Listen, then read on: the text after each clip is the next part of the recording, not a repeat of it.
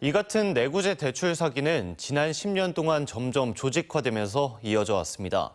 하지만 처벌할 수 있는 법이 명확하지 않고 관계부처가 서로 책임을 미루면서 정작 피해자들에 대한 구제는 이뤄지지 않았습니다.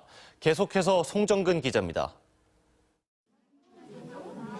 창구마다 소액 생계비 대출 상담이 한창입니다. 소액급전이 필요한 저신용자들이 대다수입니다. 원래 그런 사람들은 금리 그런 거 신청하세요. 많죠. 대출이자 낼 것도 있고. 이들의 심리를 노린 내구재 대출은 10년 전 처음 등장한 이후 지금까지 활개를 쳐왔습니다. 금액이 상대적으로 소액인 이 피해자들을 보호하고 가해자들을 처벌할 마땅한 법률이 없었기 때문입니다.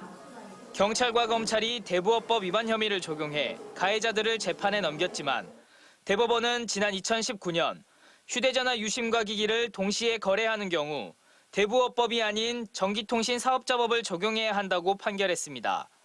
이 경우 피해자들이 직접 피해를 입증해야 하고 경우에 따라서는 본인도 명의를 빌려준 혐의로 처벌을 받을 수가 있어서 가해자 처벌이 쉽지 않아졌습니다.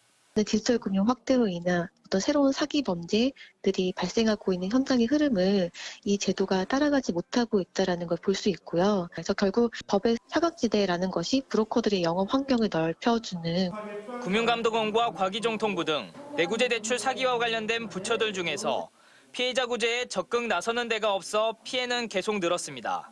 관련 부처가 여러 개에 걸쳐 있고 또 관련 법률 사각지대가 있고 그래서 지금 불법 사기금융 척결 TF에서도 이러저러한 이유로 서로 그 책임을 회피하는 듯한.